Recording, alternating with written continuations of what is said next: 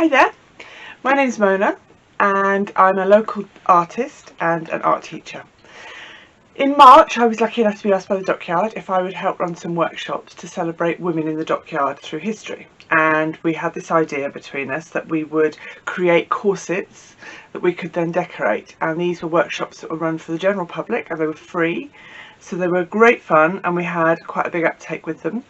And then at the end we ran a small exhibition and loads of people came along and said how much they love the corsets and they would love to know how to make them. So I thought I would show you how to make them, and they are really easy. So first thing, I have a small mannequin. Now I'm doing a small one today. You can do a full size mannequin if you want to. You can pick up tailor's dummies or inflatable shop mannequins, quite cheap these days. So this is just a mini one to make it easier for you to see on the screen, and I have literally covered her in cling film. You can use tin foil, you can use a plastic bag, whatever you've got at home really that's easy to find, and all it's going to do is it's going to stop the paper that we're using from sticking to the mannequin. Okay, so she's covered. And I'm going to be using gum paper. Now gum paper is this fantastic stuff, originally designed I believe for artists to stretch watercolour paper. Well, that's what I certainly use it for. But it's really lightweight. Once it gets wet it's quite flexible, and it's gluey on one side. So it's a bit like the same glue they use on envelopes, you know, you lick and stick. Obviously in these COVID times we don't lick and stick, we just use water. But, so this is the gum paper, and all I've done is torn it into strips. Now I recommend you tear your strips first, because if you're trying to tear the strips where you've got wet hands, your roll's going to get wet and then it all just becomes a bit gluey. Okay, so I've torn my strips long enough so that they will go most of the way round my body. And all I need now is a little pot of water to work with. So this is really non-messy other than water. And if you're doing it with little ones, just stick a towel underneath so that when they're coming out of the water, they're dripping onto the towel instead of dripping onto your table or carpets.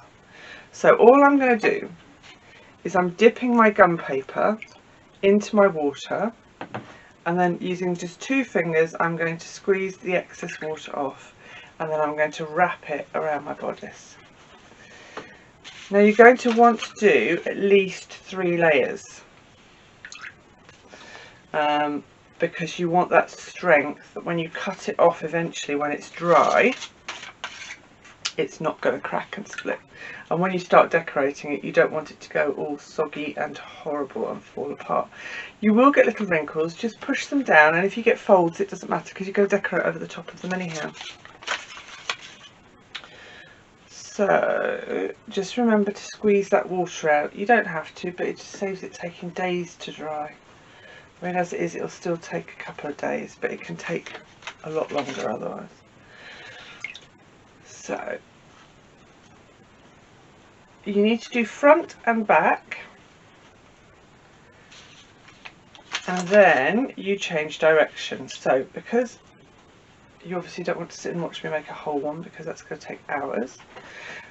So imagine I've done both the front and the back. What I'm now going to do is I'm now going to go the opposite direction. So where I was going round her, I'm now going to go up and down.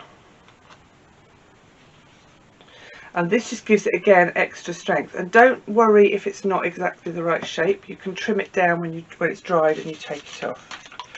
So that last one was far too long. But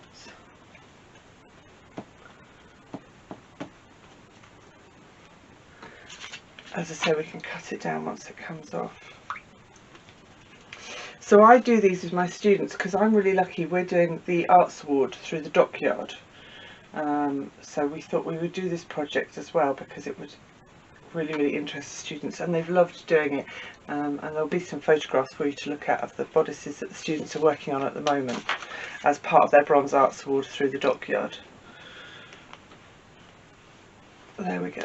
So once I've done my 2 layers, so one that way and one up and down, I'm now going to start putting on my 3rd layer, which is going to go that way again. Okay, so it's a bit like plywood where you keep layering in different directions just to give it that extra strength. and stop it from flexing or having a weakness in one direction. And it's quite a therapeutic thing to do. Now you can do this on anything, so if you don't have a bodice and you don't want to invest in one, that's fine. You can also do it, I've done it on a pair of wellies, that's really good fun. So you can make your own paper wellies, which you can decorate, and if you line those with a plastic bag you can actually use them as a planter. Quite good fun. So once you've done all of those, you need to put it to one side and you need to let it dry.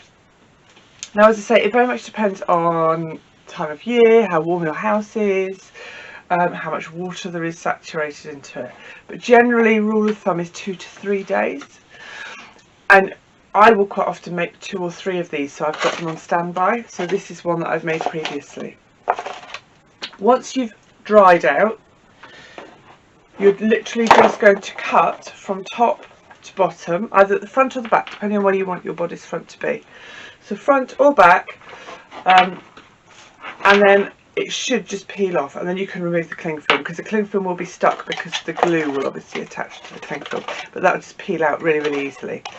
And you end up with a bodice, and at this point you can then start to decorate. So you can cut it into the shape you want it to be cut into. Just when I talk about cutting and removing it, I use a scalpel. It can be done with a pair of scissors, it's just a little bit more complicated, so I tend to use a scalpel. And you can decorate your bodice with just about anything. You can stick photographs onto it, you can stick fabrics onto it, you can paint it. What else are we using at school? We're doing batik and attaching that. We've used tissue paper and glued tissue paper onto it. We have used oil pastels, and then you can actually put greaseproof paper over and iron the oil pastels, and it kind of makes them all blend together nicely. Just about anything really is the sky's the limit. I've got one here that I'll show you that I made. This is one of my dockyard ones. Okay, so here I've got some photographs down here from the dockyard. These are some pictures of the women in the dockyard. Up here I've got, it's a technique where you empty the tea out of tea bags and you pop pictures in and then you dip them in wax, and it seals them and it gives that kind of archive feel to it. We've included some dockyard twine here. This is tissue paper and then we've dripped ink down it. This is fabric, again more fabrics around the back with more of a textiles piece.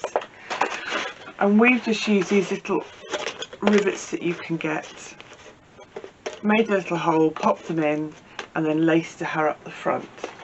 I've finished the top off with just a twist of fabric. Now what I've now done with this one is I've cut down an old lampshade, inserted it in, and I actually used that as a lampshade. And it looks quite pretty because the light shows through in certain areas, and if not it just comes out the top and bottom. So that is how to make a paper corset. Okay, enjoy!